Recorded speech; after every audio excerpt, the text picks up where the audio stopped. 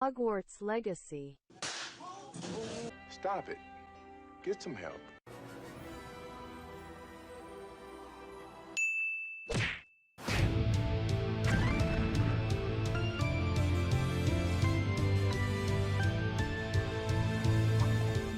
Take a big rip off the nostalgia pipe and take a trip to Hogwarts to consume the most controversial piece of Harry Potter media to date in Hogwarts Legacy, the game where you play as a wizard and run around Hogwarts doing random bullshit that you expect a student in Hogwarts that made a video game about to do.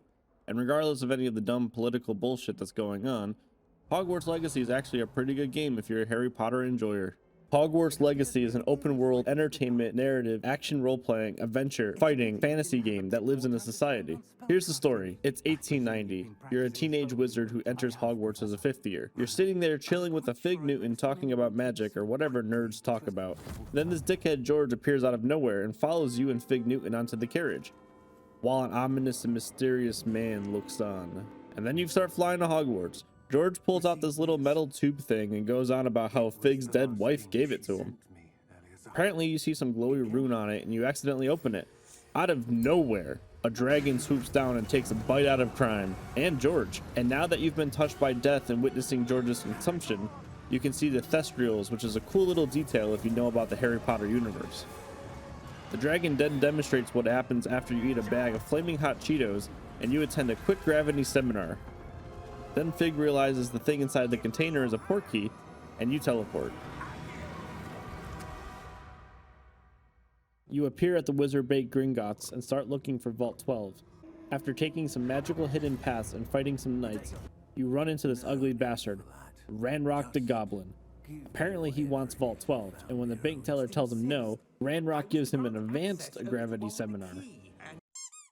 Then he tries to do a little magic trick to which Fig intercedes, and eventually a big ass knight comes out of the ground and you have to make a hasty getaway and on your way to Hogwarts to become a magic guy. But first you have to answer some questions for the Sorting Hat. He'll choose a house for you, but you can say fuck Hufflepuff, Gryffindor gang all day. You can play Hogwarts Legacy with a controller or a mouse and keyboard. There is no multiplayer. It is a fully single player experience. Here are the platforms you can play on. Here are the official release dates for all the other consoles. And lastly, here are the menu settings. There's kind of a lot, so pause and slow down or whatever you want to do with them.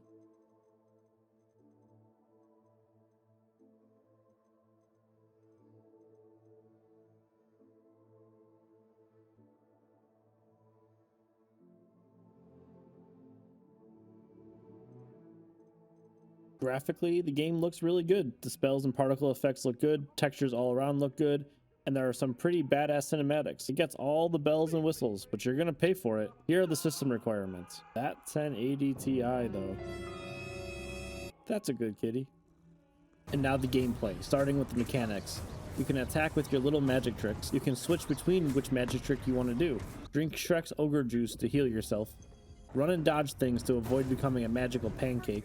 Walk through some doors. Climb head height ledges. Open up your field guide to progress in these categories and receive rewards like gear and cosmetics.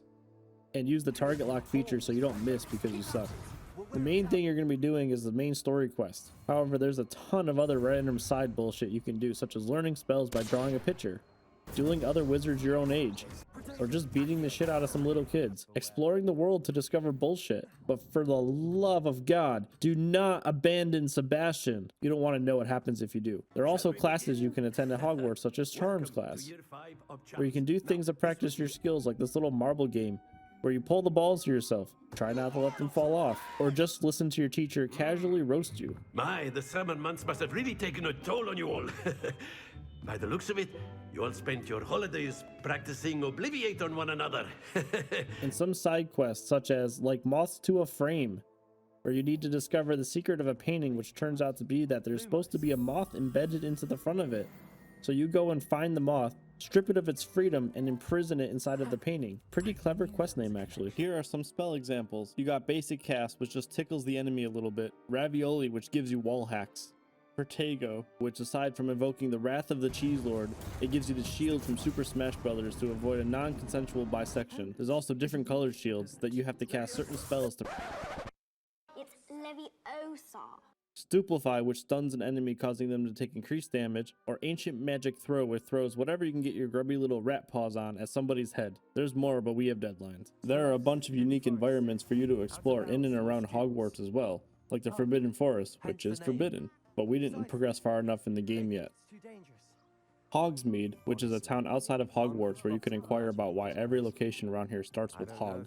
You pretty much access every location via the fast travel station. You walk up and look at this torch. You see Hogwarts overhead, find the thing you want, click it, and your happy ass is on the way. We played on normal this time because we're scrubs. The combat, which there's not much of early on, isn't really a challenge, and there's a difficulty slider for if you want more of a challenge. So play hard if you want to sweat, or play story if you want to sit there with a binky in your mouth and blow through it all. Early on, you don't see a whole lot of enemies, but they're there, so don't count your chickens before they hatch. Anyways, in the beginning there are some knight dudes that just swing swords at you. There are some bosses like the ogre guy, who is really big wearing armor and very pissed off. Run in circles around him, shoot your little magic trick at him, and watch him swing at the air or charge into walls and fall down to allow you to slap him around for a little bit, and then help repair the town that the ogre used to practice his defensive lineman skills. For loots, there's a bunch of crafting materials you can pick up off the ground, such as moonstone, or maybe a little bit of leaping toadstool. There are field guide pages you can pick up which grant you some XP and progress in the field guide. There's also some vendors for you to shop at, like Perry Pimpin to buy ingredients for potions, or just be a lazy sack of shit and buy the potions pre-made. Or how about Thomas Brown? He'll sell you some scrolls which do various things involving agriculture. And then of course there's the gear vendor. He sits there smudgily holding a teacup as you give him your hard-earned money for his goods. Gear only gives you a combination of 3 different stats: health, defense, and offense. I'll let you guess what those do. Each piece of gear has a standard RPG color rarity of white, green, blue, purple, and yellow. You can equip a wand handle to do your little magic tricks, hand wear so you don't get calluses on your perfectly manicured fingers, face wear, a sick ass hat, some neck wear, cloaks and robes, an outfit, a mount, and a flying broom. Here's the character creation screen. Pick a preset or get a closer look at your ugly mug and customize your face, your hair, freckles, moles, scars, your gender, and your voice, which if you turn the pitch all the way up or down makes you sound like a robot. A few cobwebs and some dust. We didn't encounter any glitches or bugs on our playthrough, so that's a plus. But there's little events that happen in the world which can be kind of funny, like going to Zonko's gift shop and disregarding all the rules and regulations, immediately pushing the button that says do not push to unleash a fart cloud on the patrons of this fine establishment, and watch as there is zero reaction from anybody. Or watch as your fellow students get harassed by the local rabble. Poor dude's just trying to get to class and this dickhead ass ghost is over here rambling on about some bullshit. Overall, it's a fun game and that's what I consider the most important. Combat feels smooth, the game looks amazing. There's also a lot of little details thrown in, like the Thestral horse thing that you can see after witnessing a death that Harry Potter fans would know about. But no, you don't have to be a Harry Potter fan to enjoy the game. Kinda wish they did a little bit more with gear and stats, but that's alright. The focus of the game is the story. On our patented 0 to 1 scale, we rate this game a 0.80 out of 1. It would be higher, but you can't play Quidditch, so that takes away a bunch of points. If you've enjoyed this no bullshit review of Hogwarts Legacy, comment your favorite Harry Potter spell. Press that little thumbs up button and throw us a sub. It costs you nothing, while these videos cost us dozens of hours per video on top of working our actual jobs. And if you want to see us succeed, it would be really helpful. Thank you, good night, and for the love of God, go get some new underwear and socks.